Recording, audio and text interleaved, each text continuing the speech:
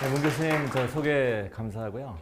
제가 이 강연을 제안 받았을 때는 제가 경희대에 있었고 또 2월 말에 은퇴를 했습니다.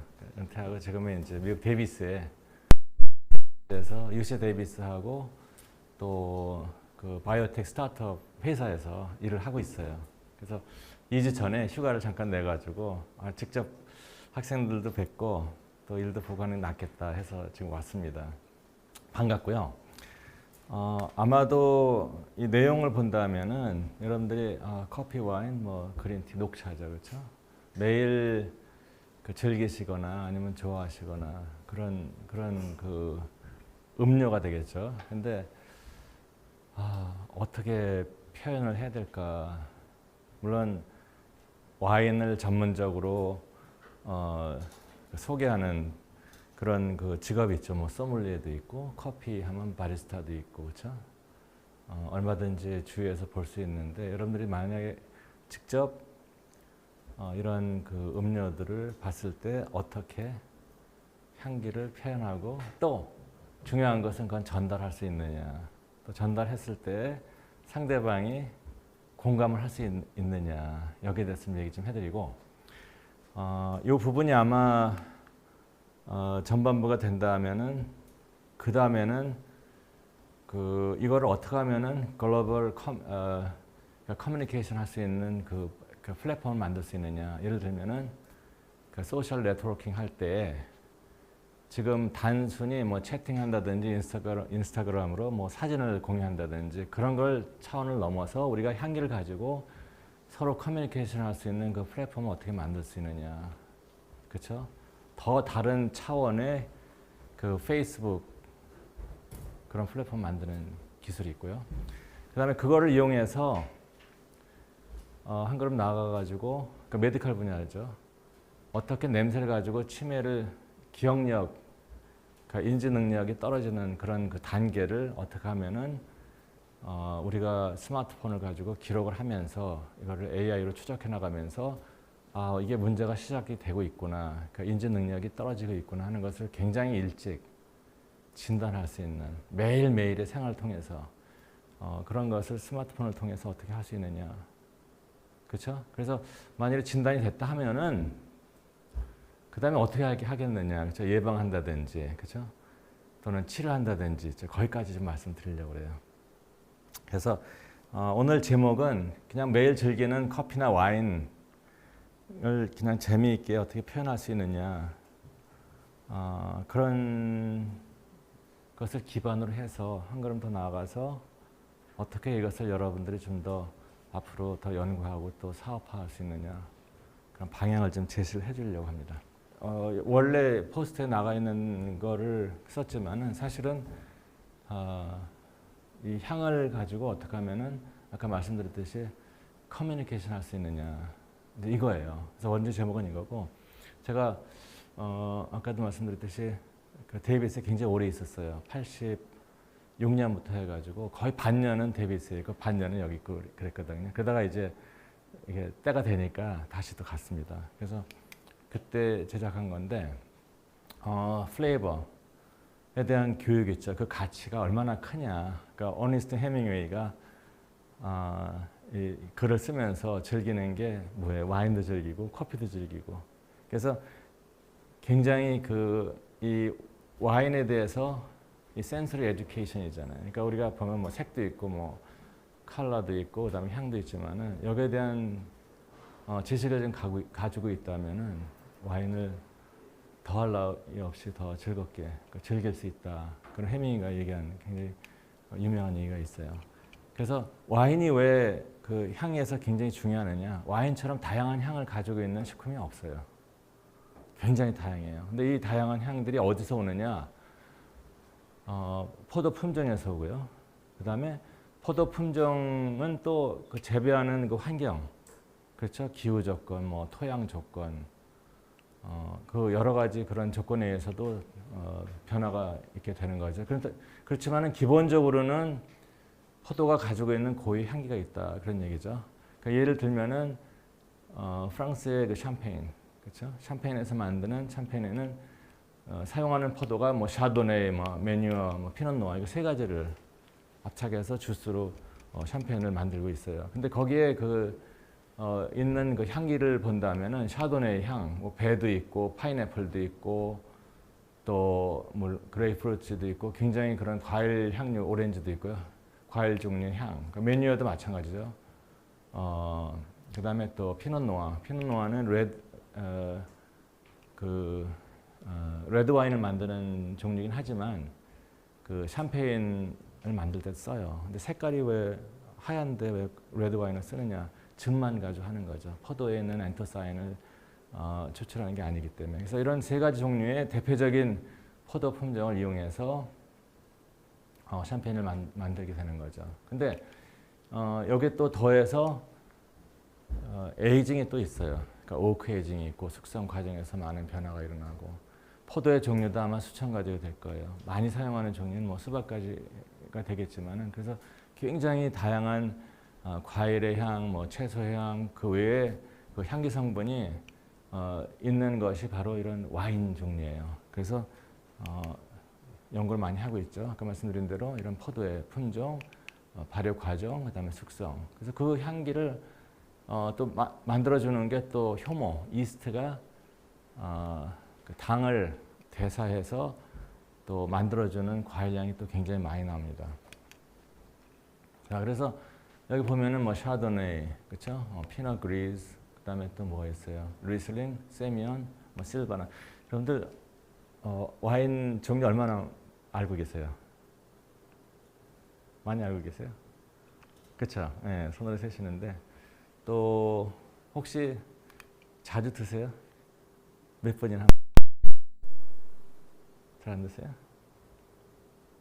또 아니면 커피는 어때요? 그렇죠, 매일 마시죠, 그렇죠? 그래서 종류가 굉장히 많이 있는데 여기에 이 잔에서 보면은 이렇게 과일로 담겨져 있죠. 그러니까 이런 향들이 이러한 포도 품종에 있다. 이쪽은 이제 레드고 이쪽은 화이트예요. 있다. 그걸 시각적으로 표현한 거죠. 그래서 이런 향들을 우리가 인지하기 위해서는 향은 정말 말로 표현해도 서로 공감하기가 어려운 거죠. 표현하기 어렵죠. 우리가 레드 붉은색이면 딱 뇌에 상상이 가요. 근데 향은 상상하기가 굉장히 어려워요.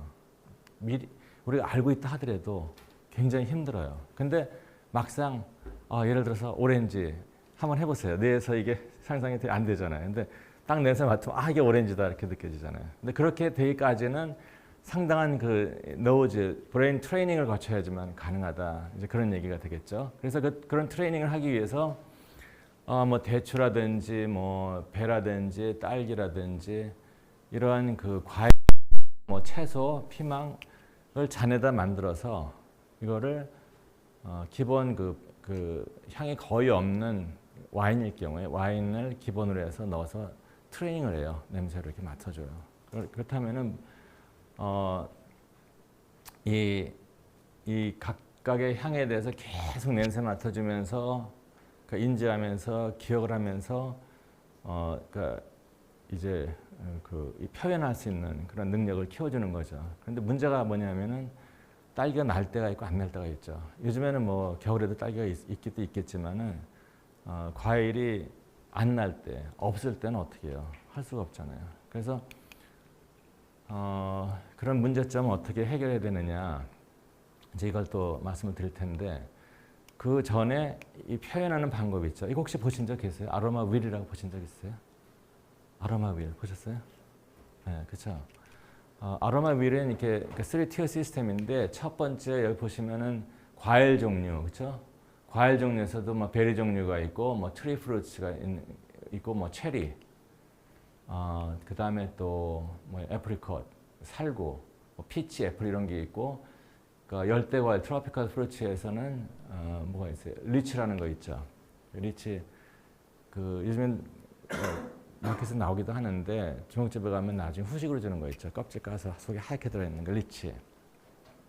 그런 종류.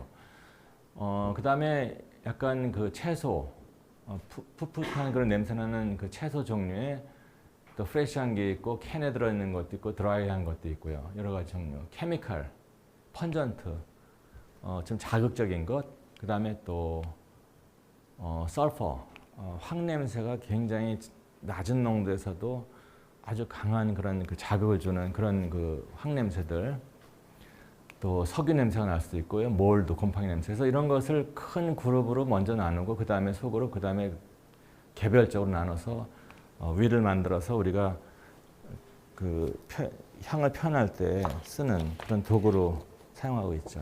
색깔은 좀 다르지만 이거예요. 예. 이런 식으로 만들었어요. 그래서 여기서 보시면은 캐버네 프랑. 혹시 캐버네 프랑이라고 들어보신 적 있으세요? 아, 있으세요? 책 많이 하시네. 캐버네 프랑, 캐버네 소비뇽은 아세요? 뭐 까르베네 소비뇽 아세요? 또 소비뇽 블랑은 혹시 아세요? 아시죠? 그래서 캐버네 프랑하고 소비뇽 블랑이 하이브리드예요. 그러니까 자연적으로 한 400년 전에 재배하면서 이게 그 잡종이 돼서 여태까지 내려오는데 그게 캐버네 소비뇽이에요. 소비뇽 블랑하고 캐버네 프랑하고. 그러니까 캐버네 프랑은 특징적으로 이런 과일향도 있지만은 또 후추 냄새가 나요. 근데 우리가 향을 표현할 때 이게 진짜 그럼 후추가 들어있느냐? 왜 포도에서 왜 후추가 들어있느냐? 이상할 수도 있잖아요. 그러니까 표현하는 방법이 구체적으로 파인애플 하면은 이거 진짜 파인애플 향이 난다. 그러니까 상대방도 느껴서 이거 파인애플이야 이렇게 공감할 수 있고, 그렇지 않으면 그냥 상상적으로 하는 거예요. 네, 그럴 수도 있고. 왜냐하면 향기 성분이라는 게 한두 가지가 아니라 뭐 수십 가지, 수백 가지가 같이 어울려서 나는 거기 때문에. 근데 특징적으로 캐버네 프랑은 또 이 페퍼 냄새가 나는데, 후추 냄새가 나는데 그 후추 성분이 로텐돈이라는 게 있어요. 그게 들어있어요, 실질적으로. 근데 다른 거랑 가려있기 때문에 이게 나는지 안 나는지 구별하기 굉장히 어렵잖아요. 그래서 향을 실험할 때 우리가 이 싱글 케미칼을 가지고 했을 때는 딱 느껴져요. 아마 잘 아실 거예요. 2개, 3개 섞어나면 몰라요, 이거죠. 그렇잖아요. 근데 와인은 수백 가지가 들어있잖아요. 그렇잖아요. 거기서 특징적인 게 키가 몇 개 있어요. 그걸 어떻게 잘 골라내서 그 와인의 특징을 표현하느냐. 이제 이게 중요한 게 되겠죠. 그래서 주관적이냐 객관적이냐. 주관적인 건 그냥 뭐 사이언스 필요 없어요. 그냥 냄새 맡아보고 이건 이거. 잘하는 사람도 있어요. 왜 그럴까요? 굉장히 예민해요. 굉장히 예민해요. 여러분들이 식당에서 음식 먹을 때 이게 맛있어요. 어떤 사람들이 굉장히 까다로워요. 근데 까다로운 사람은 항상 왜 이렇게 까다로워 이렇게 구박받아요. 근데 까다로운 사람이 좋은 거예요. 그렇지 않은 사람 누구예요? 이거 먹을만 한데 잘 먹어요. 막 먹어요, 그냥. 근데 까다로운 사람 딱 보고 조금이라도 이상한 냄새 나면은 딱 캐쳐가지고 이거 이상하다 이렇게 느끼거든요. 근데 그게 굉장히 좋은 거예요. 그래서 서브젝티브 또는 오브젝티브, 특히 캘리포니아 와인에 대해서, 하버드에서 이런 걸 하는 사람들이 사이콜로지 하는 사람들이 하거든요. 그래서 와인에 대해서 향기를 표현할 때 객관적으로 물론 표현해야 되는데 이게 주관적이잖아요. 자기가 그 전에 느끼는 그 경험했던 그거 경험 기반으로 해야 되는데 그게 없다면은 표현을 못 하죠. 여러분들이 우리나라 음식 뭐 된장국, 고추장, 우리나라 음식 요즘에 뭐 K푸드에서 많이 전 세계에 알려져 있지만은 그 음식에 수십 년 자라면서 어렸을 때부터 먹었으니까 그게 몸에 익혀 있는 거예요. 그 뇌에도 있고, 뇌에 익혀 있고. 근데 미국 사람들은 모르잖아요. 그렇죠? 요즘에 이제 알기 시작해요. 이게 굉장히 중요한 거거든요. 근데 우리는 어렸을 때부터 할머니, 부모님, 할머니 같이 이렇게 쭉 살아오면서 그거를 경험하는데 지금 갑자기 K컬처, 뭐 K팝, K드라마, 그다음에 K푸드 이렇게 되면서 외국 사람들이 그거를 알고 싶어 하는데 도저히 알 길이 없는 거죠. 그래서 예를 들면은 저희도 가끔 이제 필요할 때는 미국 코스코 가서 김치를 사 먹어요. 종갓집 김치. 못 먹어요. 맛이 하나도 없어요. 거기 입맛에 맞게 했다는데 그거보다는 거기서 쉽게 유통할 수 있게. 더군다나 김치는 조금 쉬어지면 우리도 안 먹잖아요. 유통기간을 6개월이나 해요. 그리고 젓갈 그런 거 다 빼요. 그리고 전부 다 잘라서, 잘라서 해요. 근데 그 미국 사람들은 그게 진짜 김치인 줄 알아요. 근데 우리가 이제 좋은 배추 여기서 그 중갓집에서 아니면 뭐 하선전 김치라든지 그러면 너무 맛있잖아요, 이게요. 그런 거 미국 사람은 먹어볼 기회가 없는 거예요. 그렇잖아요. 그래서 지금 나와 있는 다 맛없고 신 거 우리도 먹지 않는 거 있죠. 어떤 사람들은 유통기간 6개월 되니까 냉장고 넣었다가 몇 개월 되면 먹어요. 이거 어떻게 우리도 못 먹잖아요. 근데 이 사람들이 이제 파틀락이라든지 파티하면 가져와요. 그러더니 우리 자기 김치 좋아한다고 먹어보래요. 그 냄새를 딱 뚜껑을 열면 냄새가 쫙 퍼지잖아요. 어떤 사람은 죽고 싶으면 먹으라고. 냄새가 좀 독하니까. 아무튼 그래서 이게 자기 경험에 의해서 그 기반으로 해서 우리가 향기를 표현하게 되고 그건 주관적일 수도 있고 객관적일 수도 있다.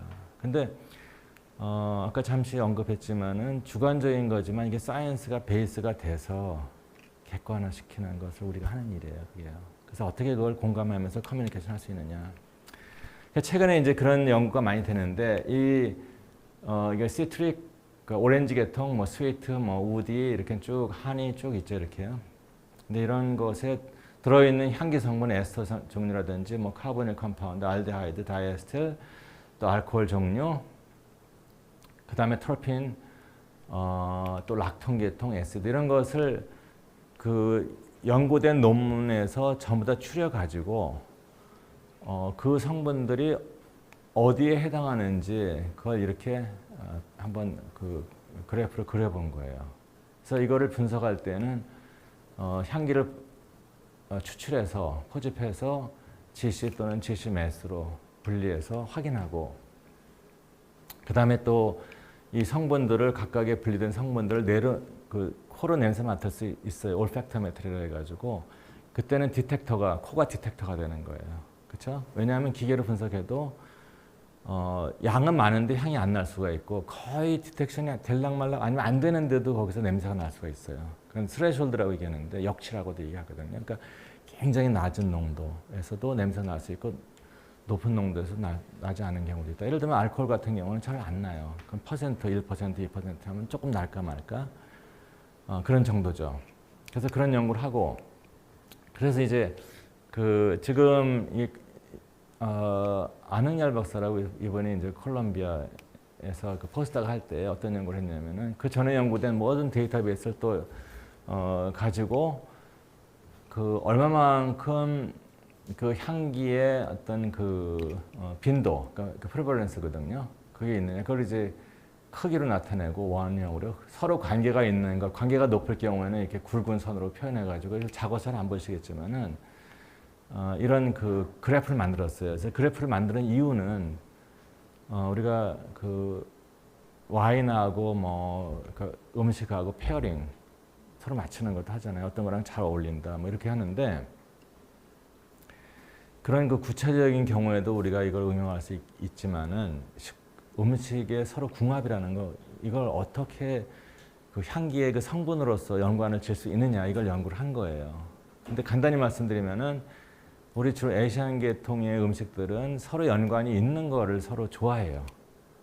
근데 반면에 유럽이나 서양에서는 서로 없는 거를 좋아해요. 그래서 서로 없는 경우는 서로 멀고 이 선이 가는 그런 거를 나타내는 거죠. 근데 아까 말씀드렸듯이 향은 각각의 그 스레숄드 역지가 다 다르고 또 그게 합쳐 있으면 또 잘 몰라요. 근데 그럼에도 불구하고 그냥 데이터로 이렇게 해본 거예요. 이렇게 그런데 의미가 있다 이렇게 보는 거죠. 그래서 여기 보시면은 이제 그 피노 그리지오, 뭐 릴리, 하니서클 이거는 그냥 순수하게 다른 사이언스 관계 없어요. 냄새 맡아가지고 이런 품종의 와인은 무슨 향이 난다. 그래서 샤도네이, 오렌지 블러썸, 오렌지 꽃이 필 때 나는 그런 향기, 그 제스민, 이런 향이 나고 리슬링 마찬가지고요. 뭐 비오니에, 뭐 머스켓. 아까 문 교수님하고 잠깐 여기 오기 전에 말씀을 나눴는데 제가 한국 오니까 뭐 샤인 머스켓이 맛있다고 그래요. 저는 처음 먹어봤어요.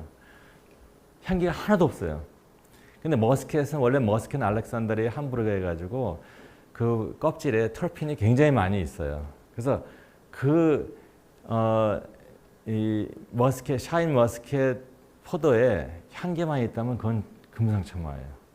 실질적으로 미국에서 머스켓 알렉산드리아 함부르그 향이 굉장히 좋거든요. 일반적으로 와인은 쓰긴 하는데 잘 안 써요. 쓴다 하면 뭐 어디 쓰냐면 디저트 와인, 달고 그 발효를 중간에 이제 스탑해가지고 당이 많이 남게 하고 그 향기가 굉장히 좋아요. 플로럴 꽃향기가 많이 나요. 향수처럼. 근데 우리 여기 보면은 그런 향이 안 나더라. 그래서 보면은 재즈민, 로즈, 오렌지, 뭐 제라늄 이렇게 하니서클 이렇게 나오죠. 피넛 그리즈, 뭐 시라, 뭐 멀로. 또 여기 보면 시라, 라벤더, 멀로, 뭐 말백. 말백은 아르헨티나의 그 대표적인 와인이죠. 로제 이렇게 돼 있어요.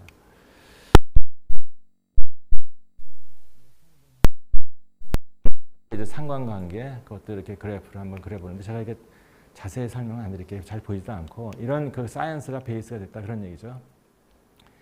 이제 코스코 가보시면 제가 한국에서도 사진 찍은 게 있는데 그걸 못 찾아가지고 그냥 미국 거를 보여드릴게요.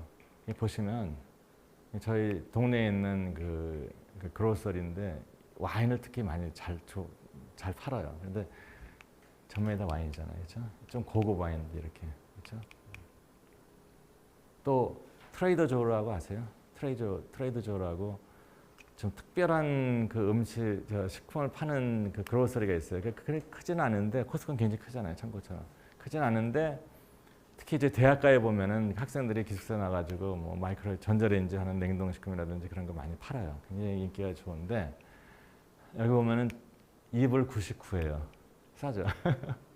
3,000원, 4,000원이면 한 병. 그 전에 이게 $2였어요. 그래서 이거를 만든 사람이 이제 찰스 셔라고 투벅척이라고 얘기해요. 그 사람이 이제 그 만들었기 때문에 $2짜리 투벅척이 만든 $2짜리. 근데 지금 올라가지고 2.99 이렇게 되죠. 이게 비싼 와인하고 그렇지 않은 와인하고 무슨 차이가 나는지 아세요? 네, 포도 품종도 차이가 날 수도 있고 안 날 수도 있고 중요한 거는 재배 환경이 중요하죠. 그리고 얼마만큼 수확을 하느냐. 그러니까 비싼 와인은 토양도 오래 꼭 좋아서 비싼 그 좋은 포도가 나온 건 아니에요. 오히려 프랑스 보르도 같은 경우에는 토양이 너무 안 좋아요. 자갈 또 이런 사질토 모래 같은 거. 그러니까 포도가 자라기 안 좋아요. 그러니까 뿌리가 깊이 내려가 억지로 자꾸 물을 끌어올려야지 자기가 생존할 수가 있어요. 그러면서 이게 포도도 자기가 번식을 해야 되기 때문에 굉장히 억지로 이렇게 열매 만들면서 그 나를 좀 봐달라고 그러면서 이제 향을 잘 만들어내는 거죠. 그다음에 수확량도 적어요. 근데 캘리포니아는 포도를 나파밸리 같은 경우는 보르도랑 비슷해요.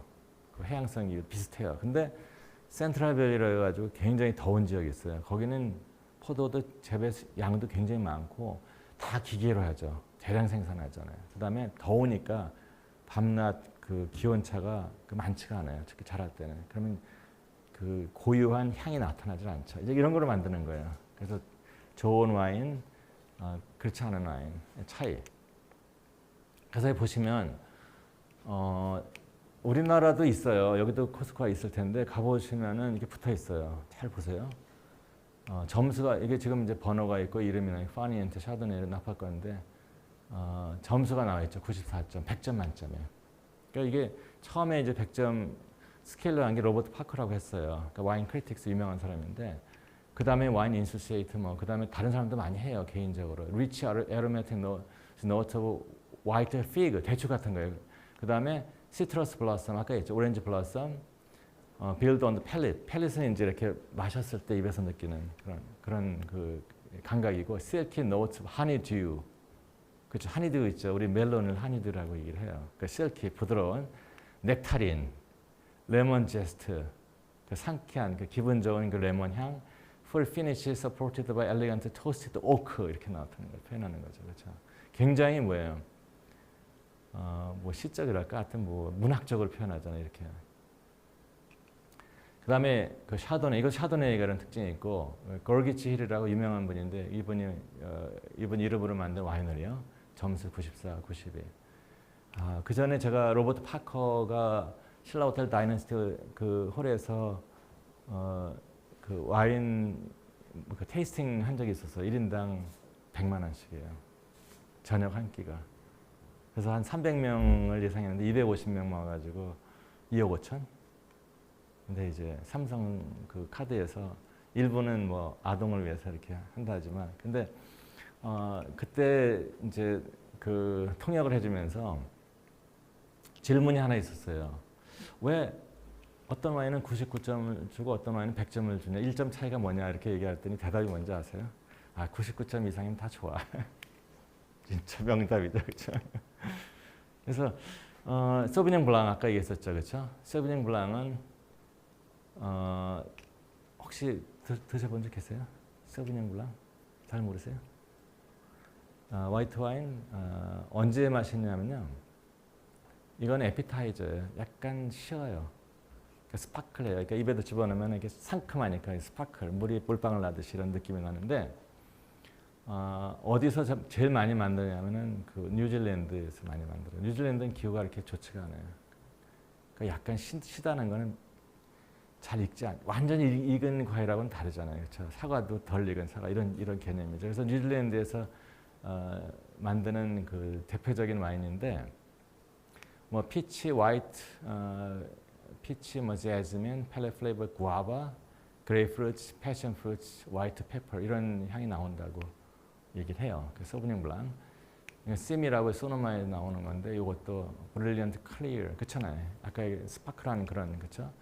클리어, 페일 스트로 컬러, 이거는 이제 컬러 얘기하는 거. 프레시, 브라이트, 크리스프 뭐 이런 식으로. 레몬, 핑크 그레이프스, 레몬그라스, 프레쉬 컷 헤이 뭐 이런 식으로요, 그렇죠? 시간이 너무 오래가네. 빨리 할게요. 캐버넷 소비뇽은 레드 와인이죠. 일반적으로 레드 와인은 그 다크 프루트 있죠, 스몰 베리, 그렇죠? 우리로 얘기하면 뭐 복분자도 마찬가지예요. 블랙베리, 뭐 라즈베리, 뭐 이런 것. 그다음에 또 뭐야?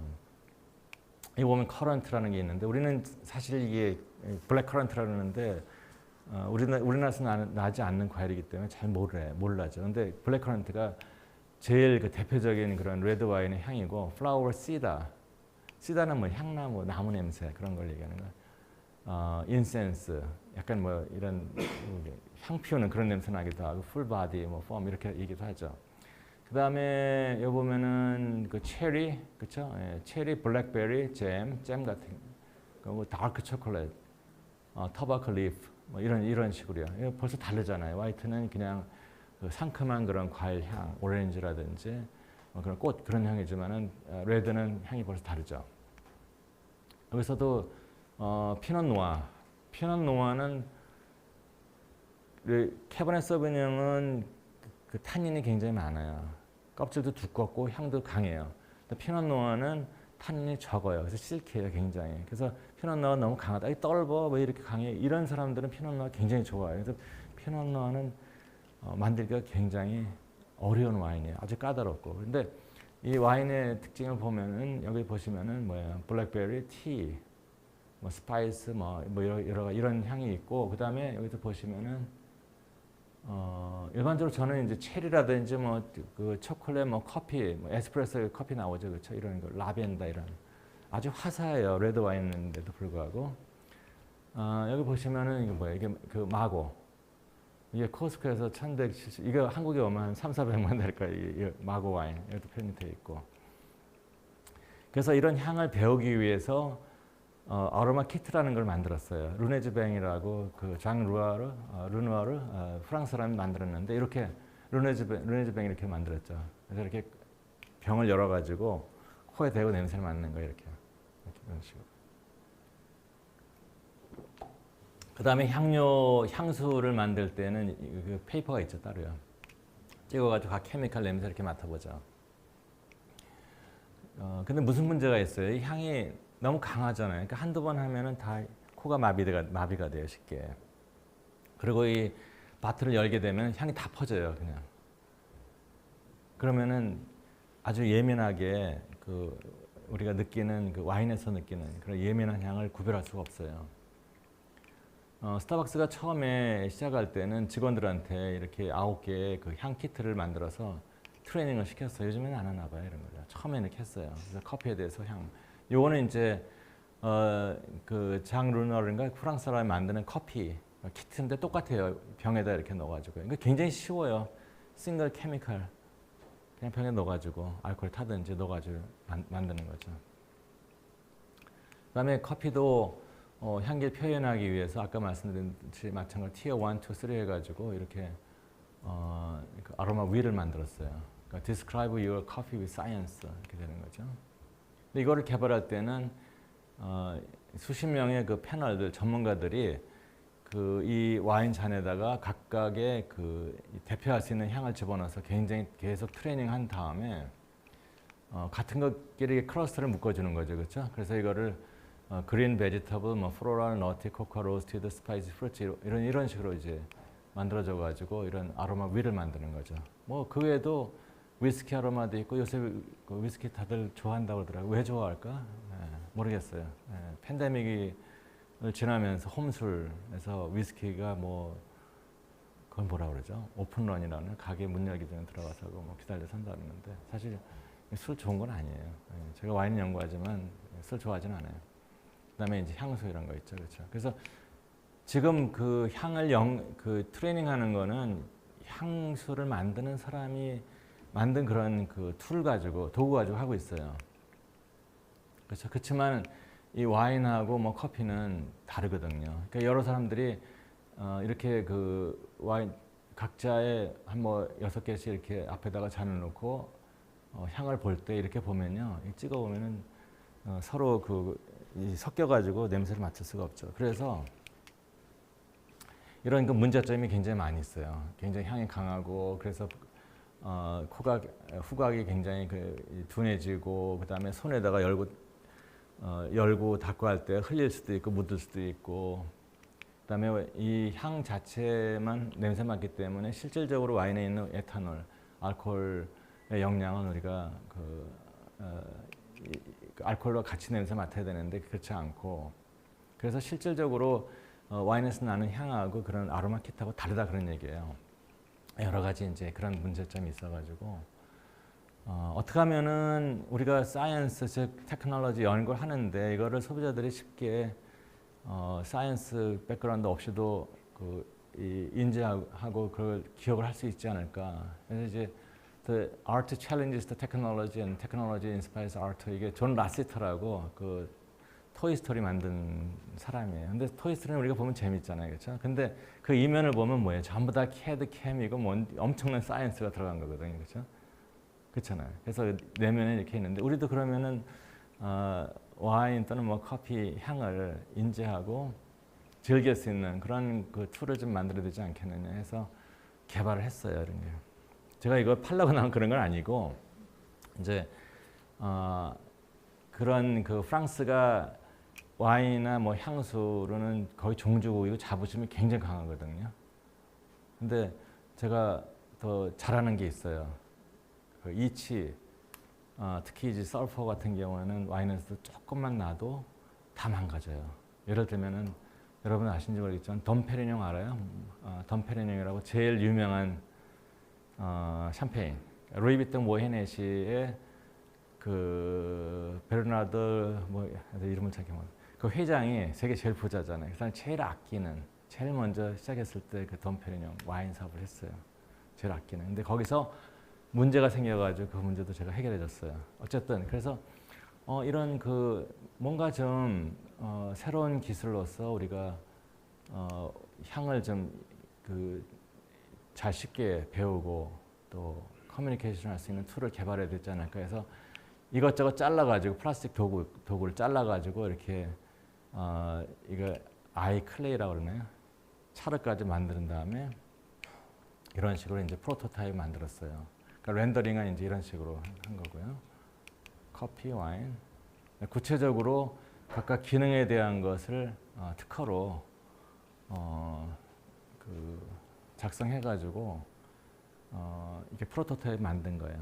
그래서 세계 지금 7개국에 그 한국, 뭐 차이나, 뭐 또 프랑스, 스위스, 벨기움, 영국, 미국 특허를 냈고요.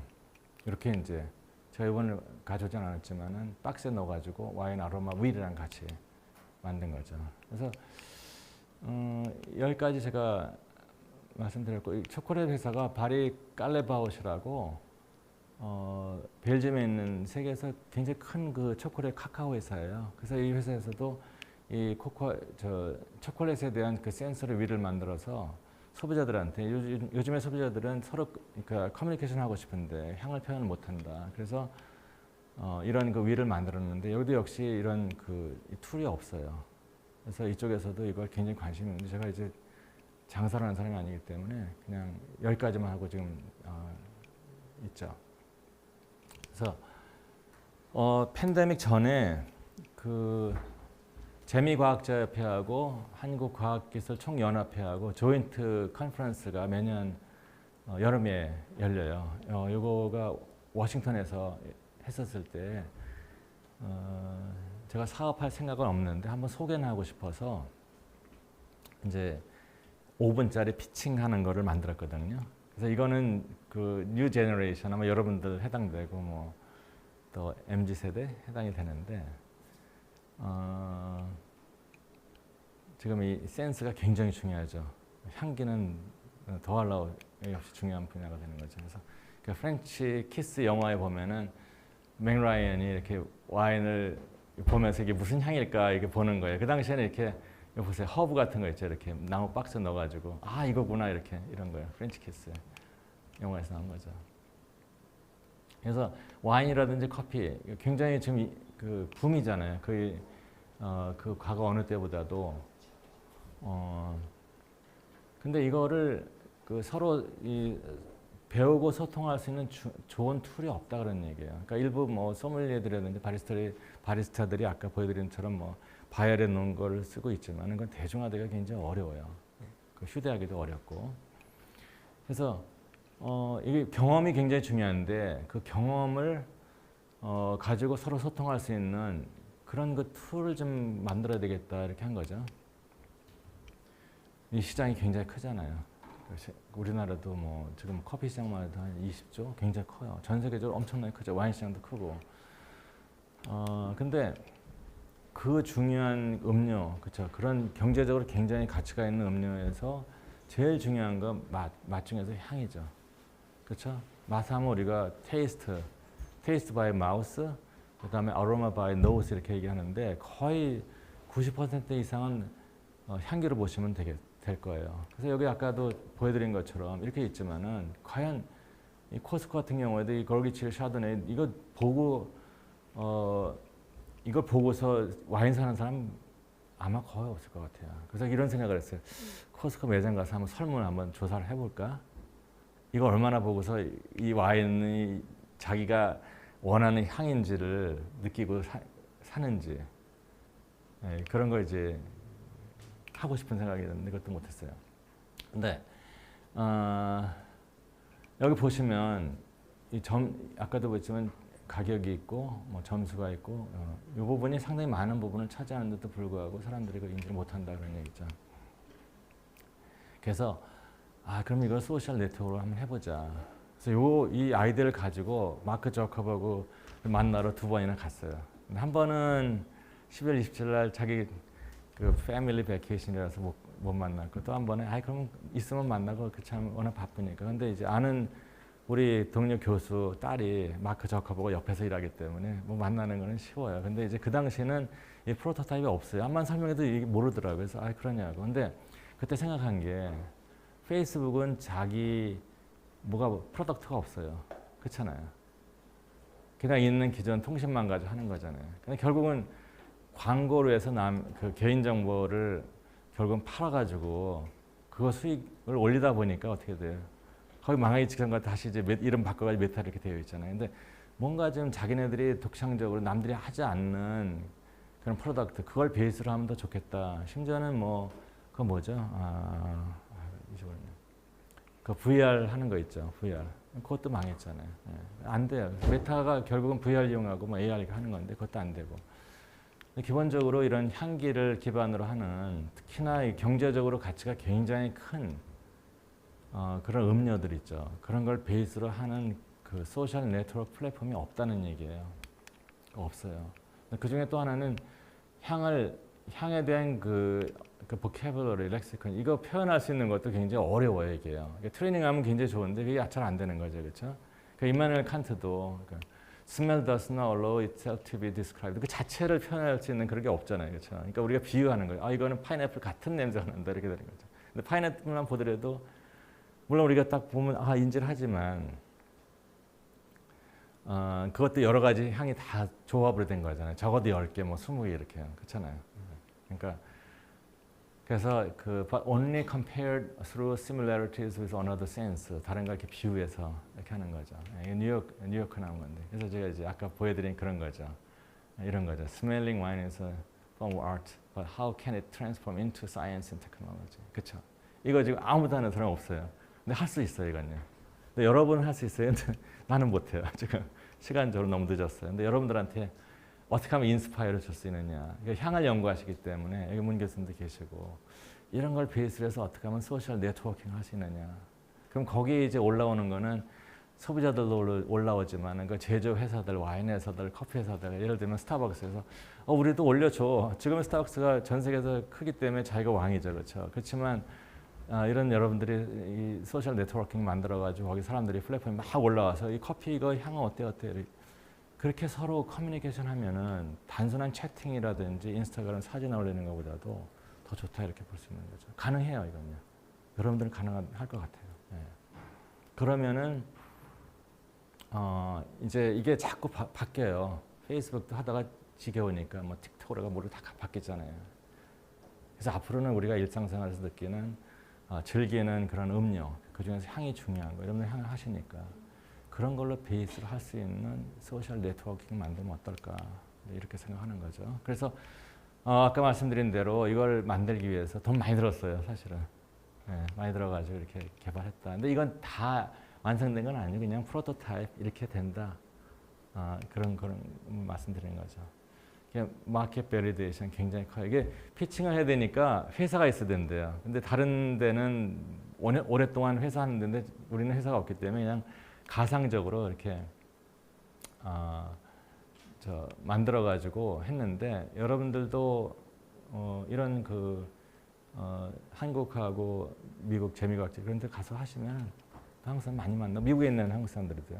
과학자들 좋은 그 네트워크가 될 것 같아요. 그래서 이거를 쓸 수 있는 데는 굉장히 많아요. 코스코, 뭐 베브모, 홀푸드, 트레이더 조스, WSET 아세요? 와인 앤 스피릿 에듀케이션 트러스트 해가지고 영국에서 전 세계 네트워크를 가지고 있는 와인 그 스피릿 위스키 교육기관 인증서 주는 거 교육기관이에요. 자격증 주는데 뭐 이런 거 포브스, 뭐 스탠포드, 하버드 대학도 와인 클럽이 다 있어요. 그래서 이게 굉장히 그 파급력이 큰 그런 그 소셜 네트워크를 만들 수 있는 그런 프로그램이고요. 마지막으로 제가 두 번째 하나 더. 네. 제가 한 12년 동안 또 중점적으로 연구한 것은 어떻게 하면은 치매를 냄새로서 조기 진단하고 또 부작용 없이 치매라고 진단이 되는 그 시점에서 20년, 30년 전에 이미 내가 왜 이 향을 모를까 기억이 잘 안 나는데 평소 잘 알고 있는 거예요. 이게 이상했나?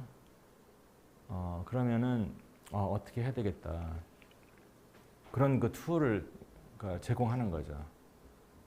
그래서 예방도 하고 그다음에 치료할 수 있는 거 그런 걸 어떻게 하면 우리가 할 수 있느냐. 그래서 가장 좋은 건요. 한 가지 예를 들면은 지금 아밀로이드 베타라고 이게 잘 아실 거예요, 여러분들이요. 미스 타겟팅 잘못된 거예요, 이거는. 굉장히 잘못된 거예요. 근데 이미 그걸로 시작해서 많은 뭐 수십조 원의 연구비를 과거 한 30년 동안 했기 때문에 그건 포기 못 하죠. 최근에 일라이 릴리도 그렇고 뭐 바이오젠 에이자이를 만든 것도 그렇고 전부 다 모노크로널 엔티바디는 전부 다 꽝이에요, 사실은. 그래서 이 치매 치료에 대한 거는 이제 시간이 없기 때문에 여기서 자세히 말씀 못 드리지만은 앞으로도 이렇게 나가면 안 돼요. 못 해요. 그런데 여러분들이 매일 즐기는 그런 과일, 신선한 과일, 채소, 거기 폴리페놀, 그게 엔타이 에이징 굉장히 효과가 좋거든요. 그래서 거기 간단히 말씀드릴게요. 이 치매를 본다면요, 미국에서는 1년에 미국 정부에서 의료비로 지출하는 게 거의 400조 원나 돼요.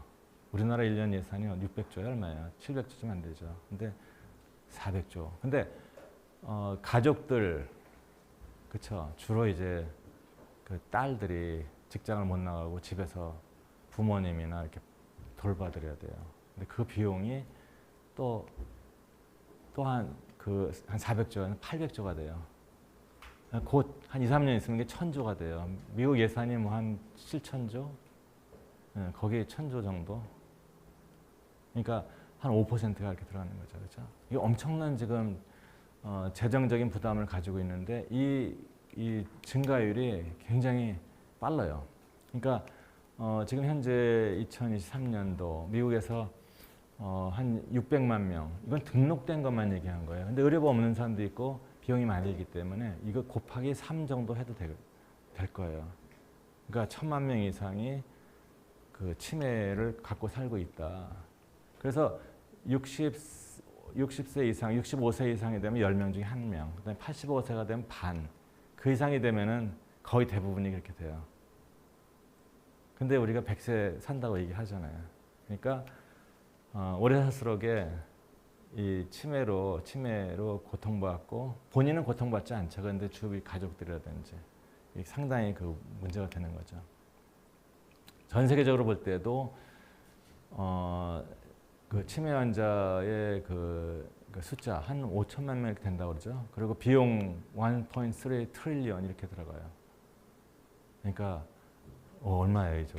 계산을 못할 정도로 그 정도 비용이 들어가는 거죠. 사실은 왜 이거를 이제 미국 가서 하게 되냐면은 우리가 뭐 다른 얘기는 한데 팬데믹 거치면서 뭐 배터리, 자동차 배터리, 그다음에 뭐 칩 또 뭐가 있어요, 뭐 바이오, 그 패권 전쟁하는 거죠. 그렇죠? 미국이 그 주도하려고 인재를 빨아들이고 또 그걸 못하게 특히 중국 막아버리고 이렇게 하잖아요. 근데 저는 그보다 더 중요한 거는요, 치매예요. 중국은 지금 고령화되고 인구가 많아서 그전에는 노동 생산력이 좋았는데 지금 뭐예요? 인구가 많은 게 우리가 부담이 되는 거예요. 나이 든 사람이 많아지잖아요. 전부 다 치매 걸려가지고 돌아다니는데 그거 어떻게 그거 해요? 그러니까 이건 굉장히 심각한 문제죠. 그래서 제가 이제 미국에서 일하기 때문에 그런 것보다는 어쨌든 우리나라도 마찬가지고요. 치매 관리 못하면요, 이거 지금 굉장히 심각한 문제가 될 수가 있어요. 그래서 비용이 얼만큼 드느냐, 이거 보시면은 전체적인 비용, 그 다음에 많이 들어가는, 그러니까 선진국의 경우는 또 좀 낮은 국가. 일반적으로 지난번에 그 아주카나맵이라고, 아주햄인가요? 그 바이오젠하고 에이지 만든 거 약값만 뭐 56,000불. 그 다음에 또 이게 출혈이 있어요. 블리딩이 있고, 그 다음에 스웰링, 이게 뇌가 불어나요. 그러니까 그 펫을 지속적으로 1년에 뭐 2-3번씩 찍으면서 하는데 1년에 드는 비용이 1억이 넘어가요. 근데 효과는 어떠냐? 효과는 거의 없어요. 부작용만 있고. 아주 그 초기 한 40대 일부 아주 그 부분에 대해서 조금 효과가 있고, 그러면 무슨 효과냐? 아밀로이드 베타를 없애주는 효과가 있대. 그럼 아밀로이드 베타가 없어지면 인지력이 증가되느냐? 이제 개선되냐? 그건 아니래요. 망했죠. 바이오젠하고. 그러니까 1111또 만드는데 그거 똑같아요, 다. 전부 다 타겟이 잘못됐기 때문에. 그래서 이 알츠하이머 디지즈는요, 제일 먼저 오는 게 냄새예요. 후각 쪽이 제일 먼저 데미지가 와요, 이게. 그쪽이. 그러니까 그거를 측정하는 게 중요한 건 왜 아밀로이드 베타를 하고 있어요. UC 얼바인에서 올디스트 월드라 해가지고 그 라구나 빌리지라고 한 400명 이상이 90세까지 넘은 사람들이 사는 동네가 있어요. 거기는 한 40년 동안 부자들 살기 때문에 의료 기록이 다 있어요. 나중에 이제 그분들이 돌아가시면은 이게 슬라이싱 해가지고 뇌를 잘 이렇게 보는데, 어떤 사람은 굉장히 그 아밀로이드 베타 플레이크가 많은데도 치매가 아니고, 어떤 사람은 없는데도 치매고, 이게 뭐예요 이게? 물론 베스큘러 디멘시아라 해가지고 우리가 뇌출혈 그런 거 있죠. 뇌 손상, 그 혈관에서 터져가지고 아니면 막혀가지고는 그런 건 한 25% 되거든요. 나머지는 70, 80%는 다른 증상, 그 패솔로지가 한 10개 이상이 돼요. 근데 지금은 타겟을 하나, 싱글 타겟, 싱글 펑션 하면 대역이 안 되는 거죠. 그런 거예요. 그래서 그거보다는 제일 먼저 올팩터리, 후각으로 온다. 그렇죠? 이 나이가 들수록에 이런 그 올팩터리, 그러니까 후각의 기능이 전혀 떨어지고 있다, 이런 거죠. 이런 것도 마찬가지. 그래서 long-term dietary flavonoid. 플라보노이드는 이게 아까 여러분들 보신 그 베리 종류, 그쵸? 스몰 베리, 그러니까 텐닌, 떫은 맛 그런 거 있죠. 그 플라보노이드, 그 중에서도 프로사이니딘이라고 얘기해요. 그러니까 포도씨에 제일 많아요. 포도가 아주 높은 그 뜨거운 그런 그 자외선 온도에서도 잘 자라잖아요. 자기를 보호할 수 있는 항산화 물질을 굉장히 많이 만들죠. 씨에 굉장히 많아요. 그래서 그 씨에서 그걸 추출해 가지고 흡수가 될 수 있는 그런 성분만을 따로 흡착제 칼럼에다가 흡착시켜 가지고 용출시켜 가지고 고농도로 만들어서 플라보노이드 하나만 하루에 하나씩 먹어도 굉장히 항산화 효과가 있게, 그 엔타 에이징 효과가 있게. 그래서 그런 걸 우리가 한 10년 동안 연구를 계속 해왔어요. 그래서 이걸 얘기하는 거죠. 그래서 장기적으로 봤을 때 이런 거를 그 플라보노이드를 먹는 사람들은 알츠하이머에 그 걸릴 확률이 좀 낮다 이렇게 보는 거죠. 그다음에 이런 거 재미난 연구를 했는데 이거는 이게 UC 어르바인에서 최근에 한 연구예요. 뭐냐면 간단해요. 자기 전에 이게 월화수목금해서 2시간 동안 뭐 민트, 페퍼민트, 오렌지 향 뭐 이런 그 에센셜 오일 있죠. 그 디퓨저를 써가지고 한 2시간 동안 냄새 맡고 자니까 굉장히 인지 능력이, 뇌 기능이 굉장히 좋아졌대요. 그러니까 이거는 그냥 자기 전에 디퓨저가 2시간 동안 딱 맞춰놓고 자서 그런 실험을 해보는 거죠. 예, 그랬더니 굉장히 좋아졌다. 그런 게 있죠. 이건 이제 유전자에 대한 건데 아포 입실론 4 이거 유전자 가지고. 근데 유전자에 의해서 치매 걸릴 확률은 5%도 안 돼요. 예, 근데 이제 이런 특이한 유전자를 가지고 있는 사람이 일찍 뭐 40세 초반 돼도 치매 걸릴 수 있는 그런 그 코호트가 따로 있어요. 그래서 연구를 많이 하고 있는데 그런 것도 있죠. 그래서 플래보놀, 그러니까 이제 플래보노이드가 있고 거기에 플래보놀이 있고 그 다음에 플라보논이 있고 여러 가지 종류의 그런 이 벤젠 링을 가지고 있는 3개, 2개의 링을 가지고 연결된 그런 게 많이 있는 거죠. 그래서 이런 것이 코그니션, 그렇죠? 인지 능력이라든지 코그니티브 어빌리티에 굉장히 중요하다 그런 거죠. 그래서 다이어트에서 우리가 그 플라보놀 섭취하는 것이 이것이 결국은 이제 인지 능력이 굉장히 중요하다. 이제 그런 거를 얘기를 하는 거죠. 그러니까 하버드에서도 이런 플라보노이드에 대해서 얘기를 하고 있고, 그다음에 이게 이제 이분들이 UCLA 약대에 있는 분인데 이제 패러다임을 이제 바꿔야 된다. 패러다임 시프트 prevents and treats Alzheimer disease 해가지고요. 모노 타겟팅 파마스리컬 플레이로트로픽 플랜트 폴리페놀. 지금까지 약은 FDA에서 그 가이드라인에도 그렇지만은 뭐 99% 이상 순도, 그 다음에 이런 부분에 딱 메커니즘을 밝혀줘야지만 인정을 해줘요. 그런데 치매는 그게 아니거든요. 그러니까 숲에서 병이 나면은 나무가 병이 나면 그건 여러 가지 종류의 뭐 해충도 있고 여러 가지 있는데 그 중에 해충 하나만 잡으려면 안 되는 거죠. 그래서 멀티 펑션, 멀티 타겟팅 할 수 있는 거는 이 폴리페놀밖에 없어요. 천연 물질로. 그다음에 그러니까 부작용이 없는 거죠, 그렇죠? 또 최근에 나온 거는 에스프레소 커피를 마시면은 이건 동물 실험인데 타우 프로테인, 그렇죠? 이 미세 신경망이 있죠. 이 타우 프로테인이 탱글되는 거를 좀 막아준다. 뭐 이런 얘기를 하고 있고요. 마지막으로 이제 보면은 텔레커뮤니팅 앤 헬스케어. 지금 원격 진료를 가고 있죠. 우리가 팬데믹 오면서 대면 진료에 대한 그 위험성. 우리가 그 뉴욕의 그 마운트 사이나이 이칸 메디컬 스쿨에서 알츠하이머 그 임상 실험을 했는데 이 폴리페놀 가지고요. 굉장히 힘들어요. 왜냐 이게 그 중요한 거는 이제 MCI, 마일드 코그니티브 그러니까 초기에 이제 약간의 이상이 있는 사람들 있죠. 이게 진단이 어려워요. 그러니까 베이스라인을 못 잡아요.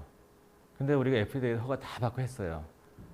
했는데 사람을 걸렸는데 사람을 오는 사람도 드물고 그다음에 구했는데도 불구하고 베이스라인 잡아야지 뭐 몇 달 투여하고 몇 년 투여하고 이걸 측정할 거 아니에요, 차이를. 그래서 결국은 실패했어요. 근데 향으로 했으면 참 좋았을 텐데 그 이유 중에 하나가 우리가 만든 것도 그런 이유가 있었어요. 근데 지금 이제 팬데믹 거쳐오면서 원격 진료를 하니까 자, 그래서 이게 마지막으로 여러분들한테 드리는 그 메시지인데 스마트폰으로 지금 이 키트를 각 그 가정에 이제 표준화된 거니까 주잖아요. 그러면은 그 가족이나 아니면 본인이 초기 단계에 이거를 입력을 시켜요. 이거 사지선다형이에요. 예를 들어서 오렌지 향이 있다면 거기 4개 이제 답은 뭐 애플도 있고 뭐 파인애플도 있고 뭐 구아바도 있고 4개 있어요. 오렌지 찍어야 되잖아요. 이렇게 딱딱 찍어놔요. 그 팬데믹 왔을 때 공항에 내리면 2주 동안 격리하면서 온도 자기 측정해 놓잖아요. 뭐 기침을 해야 뭐 콧물이나 뭐 열이나 이런 거 이런 식으로 똑같아요. 근데 향이니까 특정 향에 대해서 4가지 제시하고 거기서 골라서 넣는 거예요. 근데 이게 5개가 될 수 있고 10개가 될 수 있고. 근데 시간이 지날수록 아무래도 맞출 확률이 떨어지는 거잖아요. 그렇죠? 근데 이게 단계별로 3개는 좀 쉬운 거, 3개는 좀 어려운 거, 3개는 좀 나머지는 좀 중간 거, 어려운 거 이렇게 나눠주는 거죠. 그러니까 시간이 갈수록 어려운 거 못 맞추는 거예요. 근데 그거를 이제 인공지능이 그러니까 캐치를 하는 거죠. 그래프를 쭉 그려가면서 캐치해가 지금 문제가 생기고 있다. 그럼 어떻게 해야 되느냐? 약으로는 안 돼요. 약은 증상이 나타났을 때 그걸 모디파이 하는 게 약이거든요. 이건 그게 아니죠. 그래서 일찍 그 폴리페놀을 가지고 이렇게 하십시오. 이렇게요. 그런 걸 제시하는 그걸 지금 하고 있어요. 근데 폴리페놀을 포도씨에서 우리가 특별한 기술로 고농도로 그 엔타 에이징이라든지 엔타 인플라메 그 항염증이라든지 항암증 그걸 다 하는데 이게 차이가 많이 있어요. 왜냐하면 재배 환경이 다르잖아요. 포도가 해마다 다르고. 그래서 제가 지금 하는 일 그걸 어떻게 하면은 셀 컬처 할 수 있느냐. 우리가 셀 스크리닝 해가지고 거기서 폴리페놀을 원하는 폴리페놀, 그러니까 프로사이니딘인데 그 카테킨하고 에페카테킨이 이제 이게 폴리머로 된 거예요. 그거를 어떻게 하면 셀에서 그 바이오 리액터에서 생산할 수 있느냐. 그런 회사에서 일하고 있어요. 그래서 초기 냄새를 진단하는 거, 그다음에 냄새를 트레이닝할 수 있는 거, 또 진단할 수 있는 툴. 그래서 그거를 가지고 어떻게 하면은 알츠하이머를 진단할 수 있느냐. 그러니까 진단할 경우에 어떻게 하면은 거기서 솔루션을 제공할 수 있느냐. 그러니까 홀리스틱 어프로치가 되는 거죠. 전체적인. 그런 거를 지금 하고 있어요. 그래서 오늘 말씀드린 거 여기까지고요. 너무 내용이 많아가지고 아마 이해를 다 하셨는지 모르겠지만 혹시 그래도 질문이 있으시면 혹시 얘기해 주시면.